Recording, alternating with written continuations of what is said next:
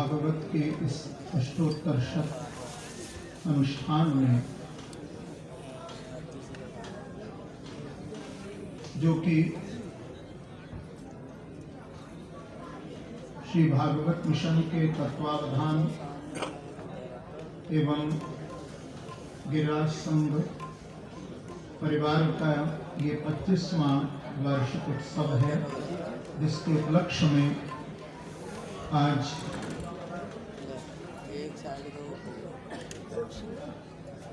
Shri Mehandipur Balaji trust के महंत doctor Shri Nareshpuri जी महाराज के कर कमलों से आज यहाँ दीप प्रज्वलन हुआ।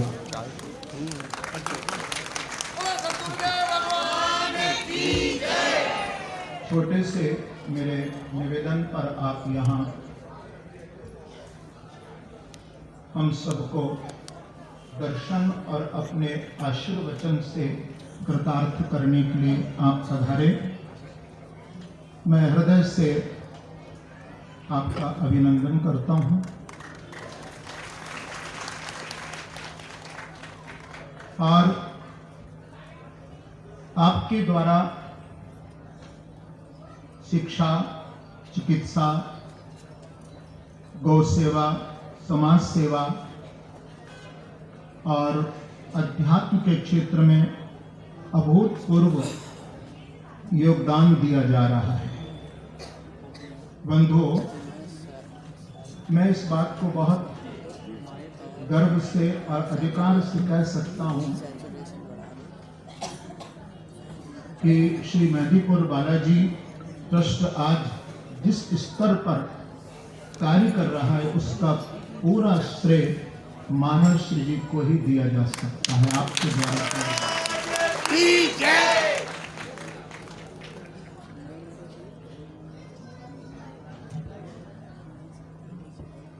कैसा सुंदर सुखद संयोग यहाँ हमें देखने को मिल रहा है। एक और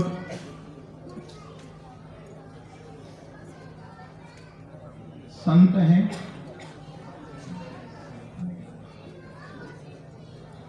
एक और भक्त हैं, एक और भक्त, एक और संत और बीच में भागवत रूपी भगवंत विराजमान है।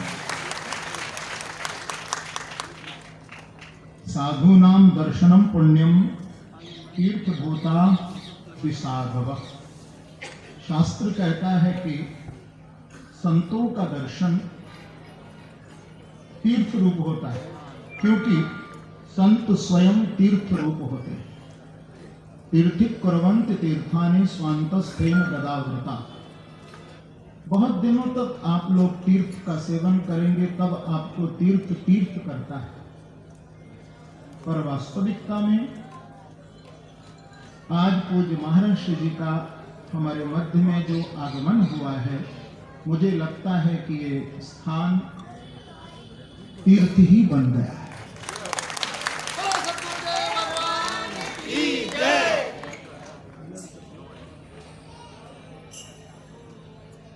आपका जीवन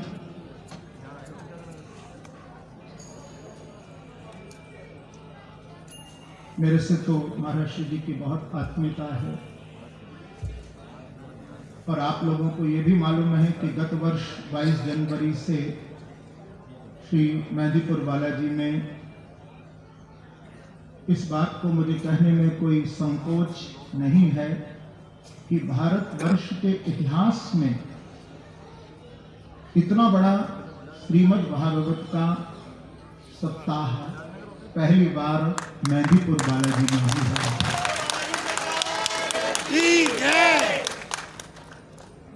इतना हृदय से संतों की, ब्राह्मणों की, भक्तों की वहां सेवा हुई। मैं 8 दिन वहां रहा। मेरा हृदय वहां बहुत गदगद था, और महर्षि जी ने तो इतना उत्साह में थे, आखिर के दिन ये भी कह दिया कि प्रतिवर्ष यहाँ वर्षगांठ के रूप में श्रीमद् भागवत होगी ही, और वो कार्यक्रम होगा, जरूर होगा। थोड़ा सा इस बार तो आपको मालूम है कि 22 जनवरी को हमारे रामलला अयोध्या में विराजमान होने जा रहे हैं।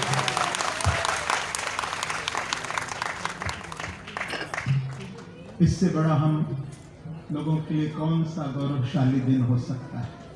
सोचिए, हम सब भारतवासियों के हृदय में कितना उमंग, कितना उत्साह, कितना आनंद बना हुआ है। मैं तो कहूंगा कि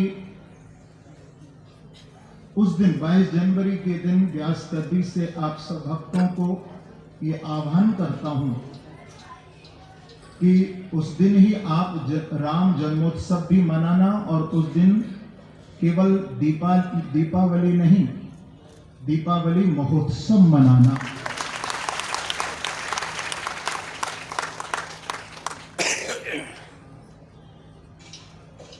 और क्योंकि जयपुर नगरी है, मैं तो कहूंगा कि उस दिन हमारी ये जयपुर नगरी भी दुल्हन के रूप में सजा दी जाए, और आप सब अपने अपने घरों में संधि काल के समय घर को सजाना भी, और घर में ठाकुर जी के सामने भले ज्यादा से ज्यादा आपकी जितनी इच्छा हो आप दीपक प्रज्वलित करना, लेकिन एक दीपक अपने भगवान के मंदिर में प्रभु राम के नाम का भी प्रज्वलित करना।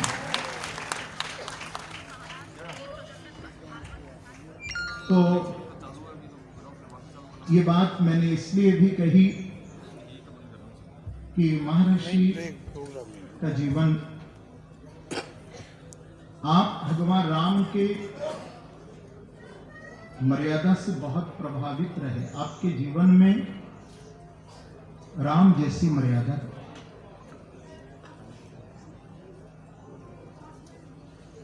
राम का जीवन तो अनुकरणीय है। जिन कृष्ण की मैं आपको लीला सुनाने जा रहा हूं, उनका जीवन भी अनुकरणीय भी है और दूसरी ओर चिंतनीय भी है। दोनों पक्ष हैं। लेकिन महर्षि के जीवन में मुझे बात कहने में कोई संकोच नहीं है कि आपके माता पिता, आपके परिवार के द्वारा जो संस्कार, जो सहजता, सरलता मैंने आपके अंदर देखी, वास्तव में वो अति प्रशंसनीय है। इतने ऊंचे बड़े पद पर भी आप विराजमान होकर के आपका हृदय एक बालक की तरह है।